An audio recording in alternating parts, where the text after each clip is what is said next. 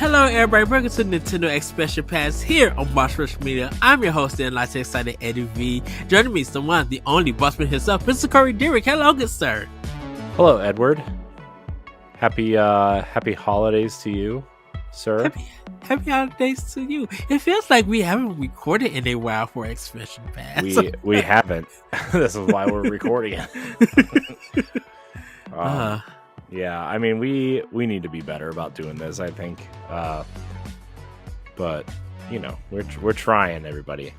I would really like to bring it back every week, but who knows what's gonna happen next year, or this year, depending on which feed you're listening to this on. Yes, everybody. We are back in the building. And we had an amazing 2023. With Nintendo and with gaming in general, and Well, the games were amazing. The amount of layoffs was not amazing. That is true. And stuff, and we'll probably see some more. Who knows? But like I kind of wonder what's going to happen in first quarter, like in the spring. Will there be like a lot of hires? Will new studios pop up? Will people who got laid off, would they still be in the gaming industry but just somewhere else? Um, it's gonna be interesting to see. Yeah, the gaming industry is real interesting. But hopefully everybody that was affected this year finds work. I know a couple developers have already said that they've found work, and that's great. But we need more of that. So hopefully everybody finds work, and there's a better 2024 out there for everybody. Yes. So everybody, today's expression pass. I'm going to ask Corey this question because I kind of read this news story on Nintendo Life, and the title of the article says Zelda producer responds to fans who want a more traditional linear adventure. This is written by Elena Haguz, and she writes, The Legend of Zelda Tears of the Kingdom continues to pave a new path for the Zelda franchise, building on the gorgeous open world formula that Nintendo introduced Link to in Breath of the Wild.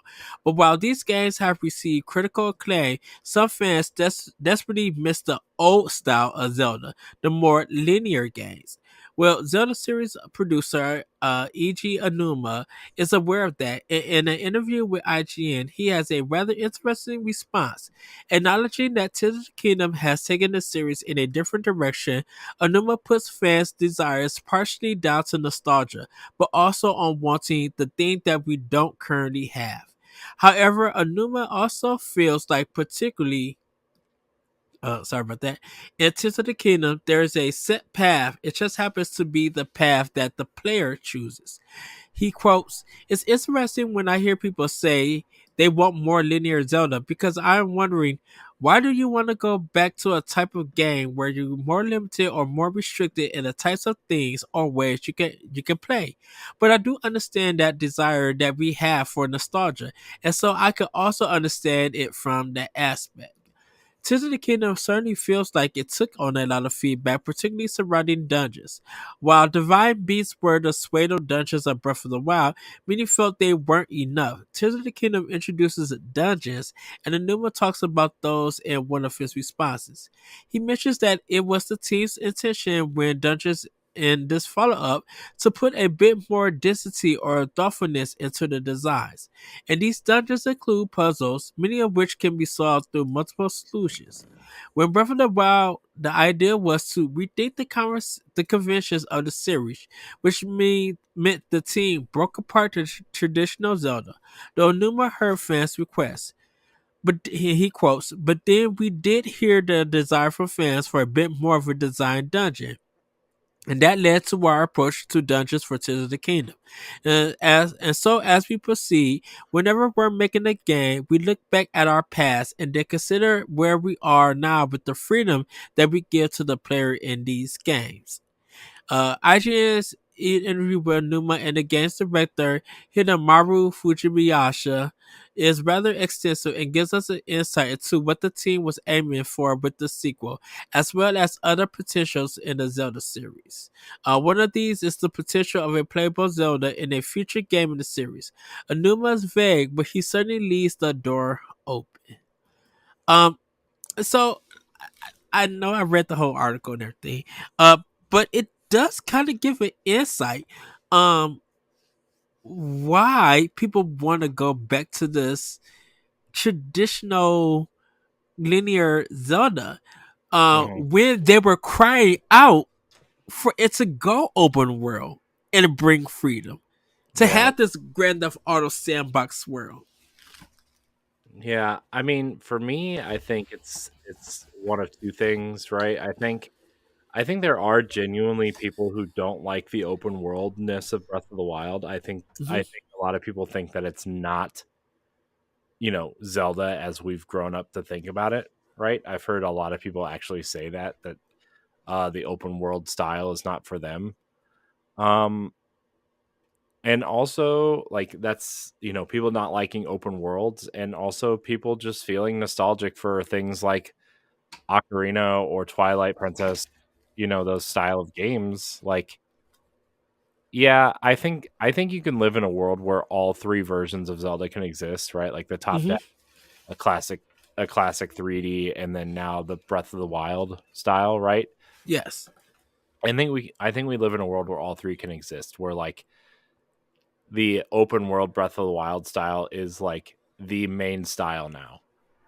But we've also seen Nintendo revisit 2D Zelda time and time again during the, you know, Ocarina style 3D games, right? We saw them do it with Minish Cap and uh the Oracle games and what Phantom Hourglass, Link Between Hmm. Worlds, right, is one of the best Zelda games. People have a lot of high praise for that. Yes.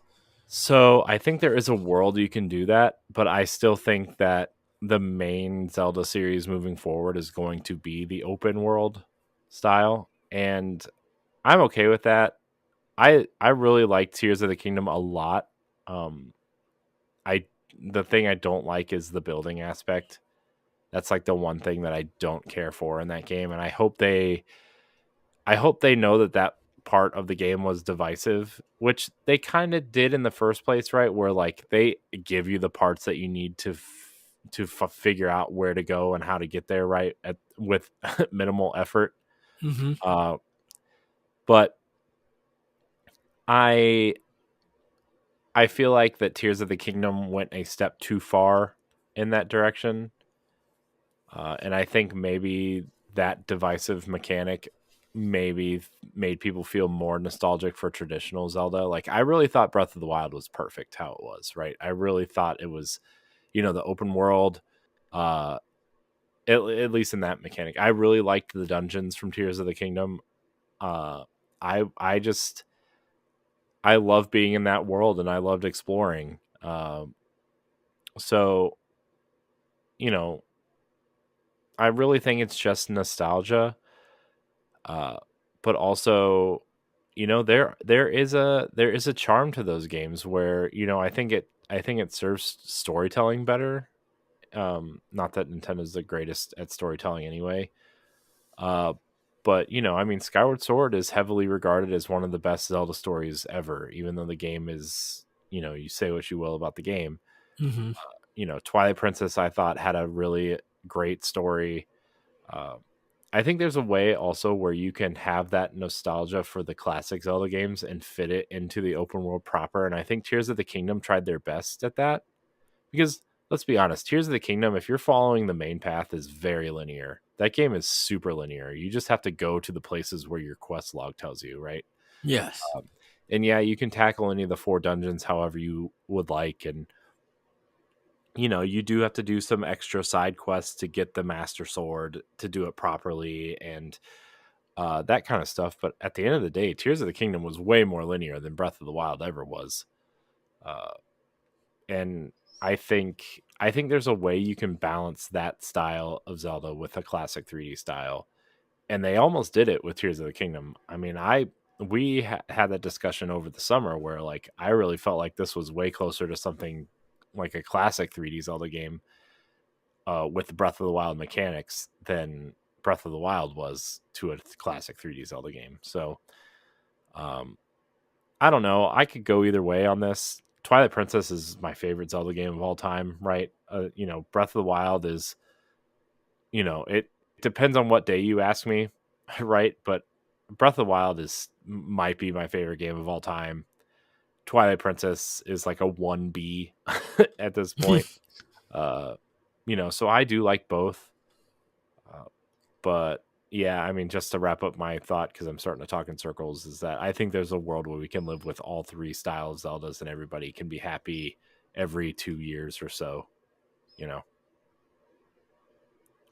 Well, I think before I provide my answer, I think, and you mentioned Link Between Worlds. I think that is the perfect balance of having nostalgia or the old style design Zelda games with the new modern of open world, freedom, that you could find in a Zelda game where it does have some linear parts here and there, but you tackle the dungeons any way that you want to. And you don't have to worry about the weapons because you have to rent them before you could keep them. I think you don't even get to like find any special weapons in any of the dungeons and stuff. So if you got all your rupees to get all the weapons that you need to rent, you know, the only thing you really got to worry about pressure wise is dying. Because if you die, your weapon gets taken back and you have to buy it, and you have to go rent it again, Mm-hmm. and everything. And so I think with people saying that they want to go back to the old linear style, I think you have previous games that offer that. Um, Mm-hmm. and I feel like Zelda cannot evolve and grow if they don't try different things and put that world and experience different gameplays for it. You know, they put Zelda in the 3D perspective and made it, open. You do have some freedoms to get some places here and there. They threw it a little bit Metroid in. So once you acquire a certain weapon, you could go back to a spot that was hard to achieve. And now you can achieve your goals. Would the reward be good?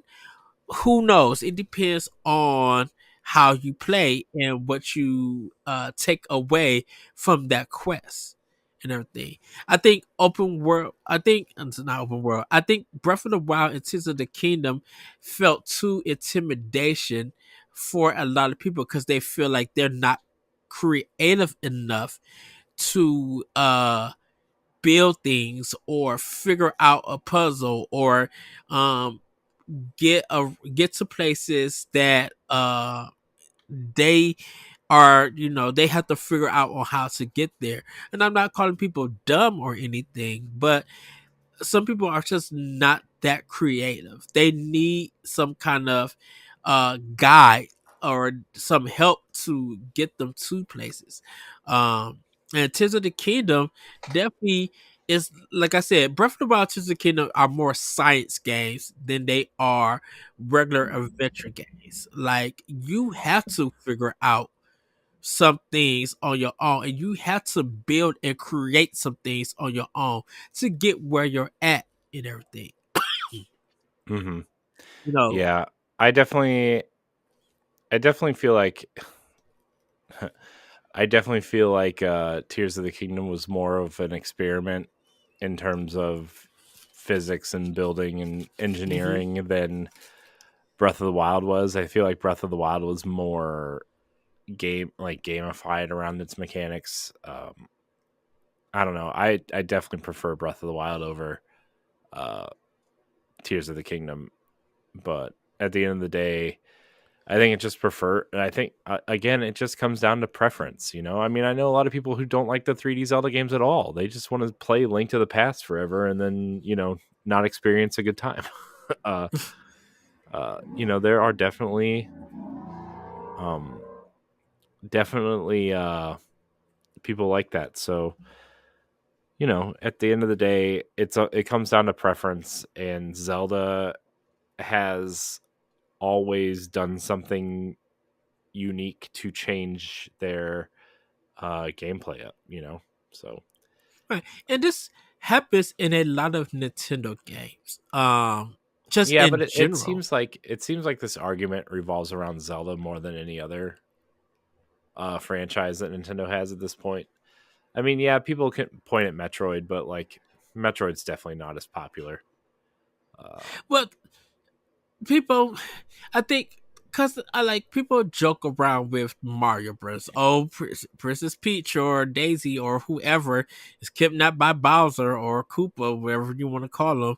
You gotta go save her, and I'm like, it's yeah, it sometimes it is those games, but other times it's not really that. That premise is not the focus. It's you proceeding through a level and how to survive through it and everything, and Nintendo likes to change that up by a few different power ups and art styles and maybe some a little bit gameplay mechanics. Like I think that's the thing with Nintendo. I was having this talk with Sebastian um about it. We was talking about nostalgia with Nintendo. And I kind of just told him, like, I think that's the easiest excuse people use with Nintendo when it comes to nostalgia. They never use it with Microsoft and they never use it with Sony. Like, those games could come out and still produce the same stuff that they had in the past years, and no one would never mention nostalgia. But if Nintendo does it, and yes, Nintendo has a rich history with their first party and stuff, they always try to bring something different, something innovative or creative. And everybody still ignore, well, people, not everybody, people ignore that and still use the nostalgia factor. You know, and I told them, I'm just like, Halo has nostalgia factor, but that word is not used. Gears have that nostalgia factor, but that word is not used. Um, Jack and Daxter and were actually Crash Bandicoot has that nostalgia factor, but no one used that word. And I was saying, I'm just like, I think people use nostalgia for Crash and Jack a lot. I think where the term nostalgia loses itself is at this point is the 360 PS3 generation, because we mhm, think of that as modern because it was really the first HD consoles, and uh the way we kind of know video games today kind of started in that era as well, right? Like third person action games with uh Gears and Resident Evil 5, and uh you know that's when Sony really started picking up their kind of what they're known for now with Uncharted and The Last of Us and uh that kind of thing, right? So, I think we kind of use that generation as, hey, this is the modern era of gaming. mhm. But I think there's a lot of talk about nostalgia for Crash and old Crash and Jack, especially Jack 1, especially. People love Jack and Daxter. People want Oh Sly yeah, Cooper and Jack and Daxter to come back so bad, which I'm yes, like, those games I could take or leave. But I think it would actually add some kind of flavor to PlayStation's lineup of games at this point. But uh, I think where people have trouble using the word nostalgia is definitely that first HD era. Um, what do you call it? The consoles. So yeah. I, I kind of just wonder why, when it's Nintendo games, that I think sometimes people who look on the outside of Nintendo who may not be a big fan or really experience their games, but they hear about them and I guess read up on its history and stuff. I wonder why they feel like Nintendo hasn't pushed through the medium, that they're using nostalgia or they're using their old IPs or well recognized IPs to kind of stay in the gaming sphere and stuff. Um, of course, that's Mario, like Mario, Metroid, and stuff. And the reason why I consider Metroid as part of this is because of how it birthed exploration and games and backtracking and stuff like that. On why that little gameplay mechanic is in so many games to this very day. Like I think sometimes I wish people would say Nintendo's foundation of games than nostalgia. Because I think when it comes to gaming, even with the Zelda stuff, I think people want that foundation of Zelda to come back.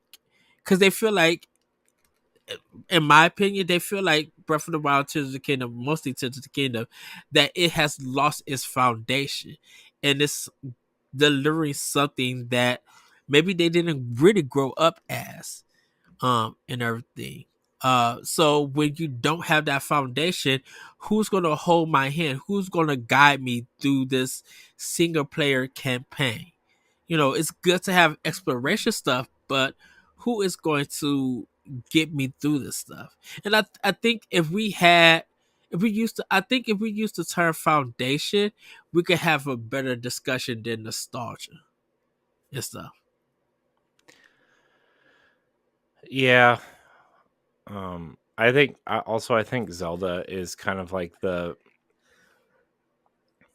it's kind of like especially Ocarina. That's where like a lot of people experience their first Zelda experience, Mm-hmm. including me, aside from running around in Link's Awakening on the Game Boy, not knowing what I was doing, right? But like Yes. Ocarina was a lot of people's first real Zelda experience, and I think that nostalgia, right? And you know, using the term foundation, right? I mean, that was Ocarina of Time's footprint was the foundation through Skyward Sword, you know? Yeah. Uh and when you have a foundation like that for a series for when did Ocarina come out? 98. 97, 98, I think. Yeah. Yeah, so 90, let's just say 98. So for 15 years, that's you know somebody who was 5, or let's see, somebody that was 8, right, playing Ocarina, Mm-hmm. you know ended up what, 21, 22 when Skyward Sword came out. Like that's a long time Yeah. to have like we got uh what, 5 major games in that footprint, and then the 2D ones that came to handhelds, I guess. Let's see. Ocarina of Time, Majora's Mask, Twilight Princess, Wind Waker, Skyward Sword. Yeah. Yeah. It'd be and those then 5. and then like after Skyward Sword, or even beginning before, we started getting open world stuff like Morrowind and Oblivion and Fallout, Mm-hmm. and the Witcher games started coming out around that time, and Zelda felt antiquated when Skyward Sword came out. With the gameplay of essentially a game from 1998 mixed with standard definition graphics when HD had taken off faster than Nintendo anticipated, mixed with motion controls that people were kind of over by the time that game came out. Like, Nintendo knew there needed to be some sort of change, and the fact that um, Breath of the Wild was their next big step in that was kind of incredible, in a way that the way that I would say something like Skyrim took over people's imaginations when it came out, or The Witcher 3 came out, and I think those are really pivotal moments for the development of the next Zelda. I Mhm. also stuff like non-traditional fantasy games. I would say something like Grand Theft Auto probably influenced a lot too with its open world. You can say what you want about its gameplay mechanics or the type of game that it is. People obviously love Grand Theft Auto. We have opinions on it that don't align with a lot of people, but you can't deny how influential Grand Theft Auto has been also. And so having Zelda take on that open world formula really did a lot to reinvigorate the series. And obviously, like, Breath of the Wild worked. It's the best selling Zelda game of all time, Right. and it trounced every other Zelda game almost combined to a point, right? I mean, Mhm. the best selling game before that was Ocarina of Time, and it sold what, 10 million units, 11 million units. So, which is nothing to sneeze at for a Nintendo 64 Oh, game, right? no. But still, Oh, like, heck no. but like you have 5 games come out after that, and that's still your best selling one. Like, and then you have Breath of the Wild hitting what, almost 30, at least 25, 26 million at this point. I mean, I don't have Yeah. the numbers right in front of me, but it's pretty close to 30. And then you And have Tears of the Kingdom coming in at around 17 or 18 at this point, I and think. probably growing. Yeah. Yeah. And and I think people who are looking for, and I agree with you, say that it's probably people this this 3D era of the Zelda franchise, because if you go back to literally the original, the first Zelda game, it really is what you guys play now without no hand holding. You do not know what to do or where to go Hmm. in those Zelda games. Yeah. In the first one. And so if you try to figure out what to do and where to go, you literally have to explore the whole map. They give you some clues for some stuff, but if you really wanted to explore the Zelda game, the first one, if you went there in that game for the first time, but after you played the 3D games and just really want to see the foundation of the Zelda games, Hmm. if you play the first one, you're gonna be like, "Oh, what the heck do I do? Where do I go?" I'm like, "Why am I getting killed? Why is it? Hmm. Where's these hearts?" Like, you would be like, "Oh, I need a little ladder thing to cross a bridge. Hmm. I need a raft to float to a dungeon or to this other thing." Hmm. Like, there's so much in the original Zelda game that it wasn't. Zelda never started off linear. You have to figure out where to go to get the places. It Hmm. only became linear, like you. It really became linear once Link to the Past went, and then when the 3D Zeldas came, that's when the next evolution of Zelda happened, or the Zelda games happened, and how they was mixing open world freedom in games and still have it linear. Yeah. That was also at a time, though, like, especially like the Super Nintendo era all the way through, I would say, the GameCube era, although we did have, GTA games at that point, but like Yeah. linear, I mean, even GTA is linear unless you're just screwing around in the open world, right? But like nobody really knew how to make an open world game feel open, All until, right.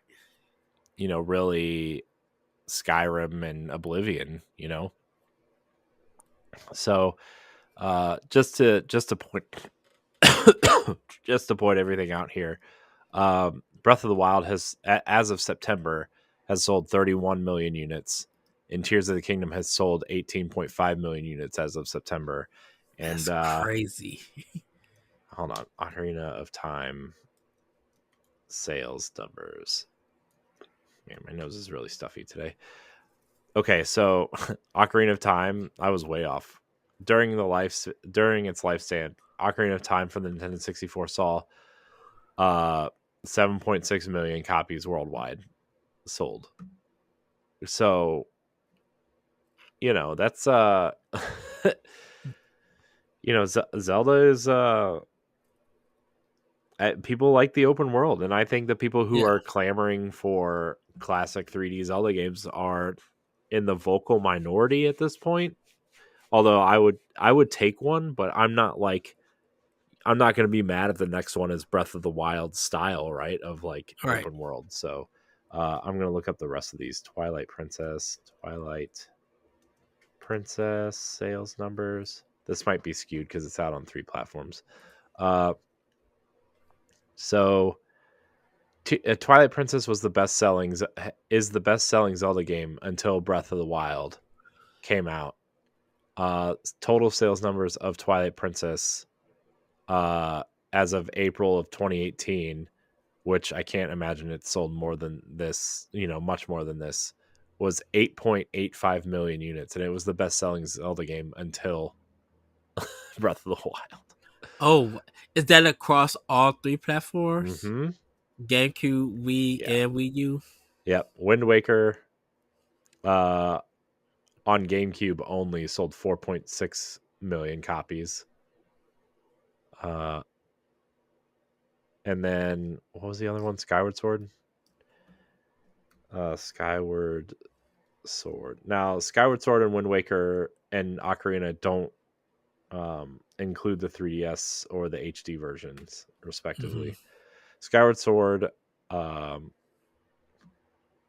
Skyward Sword HD sold 3.91 million units, and then on the Wii, um, let's see, I don't want Skyward Sword HD. Skyward Sword on the Wii sold 3.5 million units. So, I mean, you told those together, it's barely 7.5 million Yeah. total. So, you know, those are, I mean, at that point, Breath of the Wild has outsold all of those games combined. So, Especially say when what you it's will. just, say when it, shoot, with it being on one console, you know. Well, Breath of the Wild was on 2 consoles, technically. Oh, that is right. Wii U. I have my Wii U copy still sealed in a protective plastic case because Not I me. don't want it to. I feel like someday it's going to be worth something. Oh, And heck so yeah. when it is, I'm going to sell it. uh, yes. But I think having like I think the story is it is important, and I know people want traditional stuff, but this is Nintendo. They want to keep tradition alive, but they want to also bring in innovation and everything. They they love when people have a foundation for their games and gameplay mechanics and ideas, but they also want to evolve that. And I think that's what makes the Zelda series in general great. You know, some of the greatest games of all time. It's because they get to innovate. Yes, they have some nostalgia. They still have some tradition applied to their games.